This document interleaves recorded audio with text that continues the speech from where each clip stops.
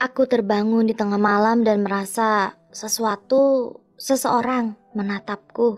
Kuusap mataku dan melihat ke bawah, di ujung kaki ranjangku di mana mataku bertemu matanya. Itu seorang wanita. Ma, itu Mama. Ia memiliki belati. Aku masih kecil saat Papa meninggal karena serangan jantung. Sejak itulah aku mulai diikuti. Sejak beliau meninggal, kehidupanku berputar. Seakan dunia memainkan kehidupanku. Itu semua terjadi sebelum aku memasuki sekolah dasar. Aku anak yang kesepian yang berubah dari anak periang dan populer saat taman kanak-kanak menjadi anak pemalu dan pendiam yang berjalan sendirian saat makan siang di taman bermain. Kemanapun aku pergi, aku merasa diikuti oleh kabut gelap. Tidak ada yang ingin mengobrol dengan anak yang baru saja kehilangan papanya. Sangat sulit untuk berteman, jadi diriku yang berusia 5 tahun berusaha untuk memiliki teman sendiri. Aku selalu memiliki imajinasi yang berlebihan, tapi itu semua berubah saat aku sekitar 9 tahun, saat satu kecelakaan membuatku memiliki kemampuan untuk melihat hal-hal lain. Aku ingat itu kelas sejarah. Guruku membawa masker gas dari Perang Dunia II untuk ditunjukkan di kelas. Dan walaupun guruku berkata bahwa tidak ada yang boleh memakai masker itu karena bahaya racun atau apapun itu, teman imajinasiku menantangku untuk memakainya, dan kulakukan.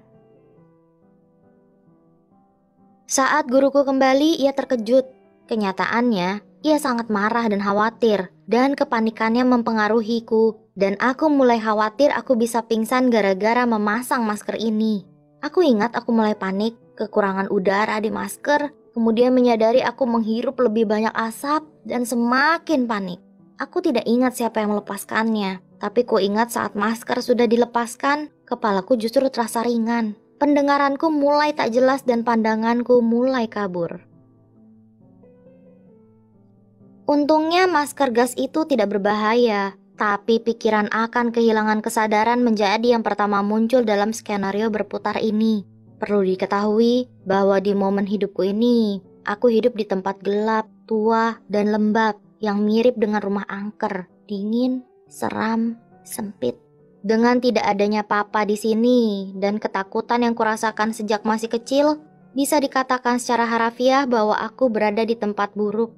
Mamaku terasa jauh dan tidak begitu menolong, walau di saat inilah mungkin aku benar-benar membutuhkan dirinya. Tapi sulit untuk menyalahkannya setelah apa yang beliau alami. Aku mulai terobsesi dengan pikiran akan pergi selama-lamanya. Aku ingat berpikir, apabila aku tidur, apakah aku akan terjaga keesokan harinya? Jika aku menyeberang jalanan dan ada mobil mendekat, apa ada kemungkinan mereka mengarah padaku? Kuingatkan, aku tidak ingin menghilang. Jadi, pemikiran-pemikiran ini memberiku kepanikan, dan aku menjadi sering menjauh dari keluargaku. Aku mulai melihat bayangan-bayangan saat malam hari, yang tentunya menakutkan bagiku. Itu hanya gerakan-gerakan kecil di ujung mata awalnya, tapi perlahan itu semakin menjadi-jadi. Hingga satu hari, ketika aku terjaga di tengah malam melihat wanita di sisi ranjangku. Mama? Bukan. Wanita itu tinggi, berambut gelap, keriting, dan memakai baju putih.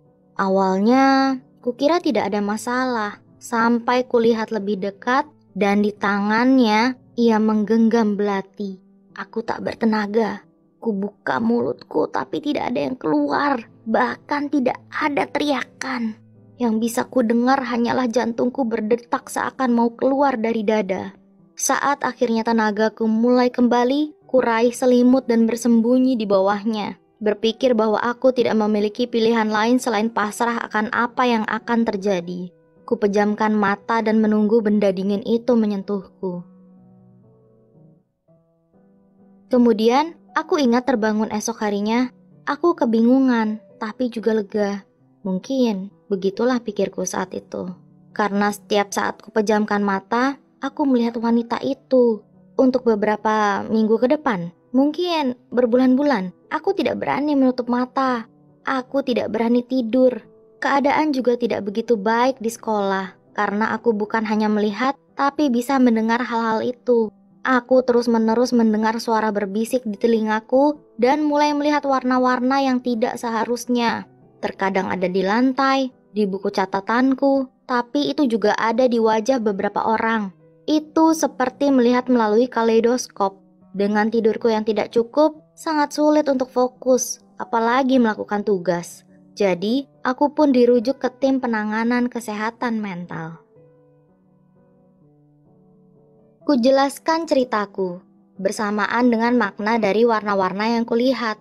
Merah itu iblis, hitam itu malaikat maut, dan kuning adalah yang baik.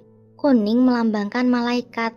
Selain itu, karena obsesiku akan kehidupan alam lain, aku juga mulai mencari tahu hal keagamaan, terutama Kristiani.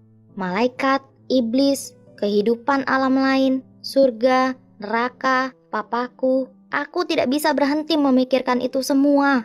Dan aku selalu percaya bahwa bayangan-bayangan yang kulihat adalah hantu dan iblis. Walaupun aku terobsesi akan itu semua, aku takut karena aku yakin akan berakhir di neraka. Aku mengikuti terapi selama 10 tahun. Sejak saat itu, aku kebingungan dengan semua yang kulihat. Ahli spiritual berkata aku sensitif atau condong pada hal-hal seperti itu. Dokter berkata itu bisa saja halusinasi skizofrenia. Yang kupikirkan? Kukira itu semua hanya ada di dalam kepalaku. Aku tahu apa yang kupercayai, tapi aku tidak begitu percaya aku melihat hantu. Mungkin itu hanya imajinasiku. Pasti seperti itu. Maksudku, mereka mendiagnosaku dengan beberapa kondisi medis saat aku berusia 10 tahun. Aku ingat mereka berkata aku mengalami delusi secara medis. Harus kuakui terapi itu menolongku. Seperti banyak cerita tentang terapi yang kudengar, itu benar-benar membantuku bertumbuh. Suara-suara itu menghilang, dan tidak lama warna-warna itu juga. Walaupun aku tidak pernah lagi melihat wanita dengan baju putih itu lagi, aku masih mengingatnya dengan jelas sampai sekarang. Dan aku masih melihat bayangan dan mungkin beberapa pergerakan tidak biasa dari sudut mataku. Tapi tidak ada yang serius dan tidak ada yang bisa kulakukan.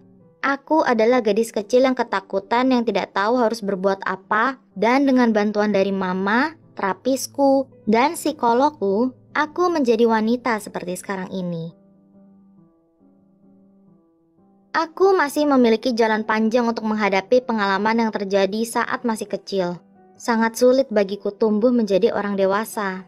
Aku baru-baru ini didiagnosa dengan autisme yang memberiku pencerahan mengapa aku sulit berkelakuan dan tumbuh layaknya orang dewasa pada umumnya. Dan itu menjadi bagian dalam masa laluku.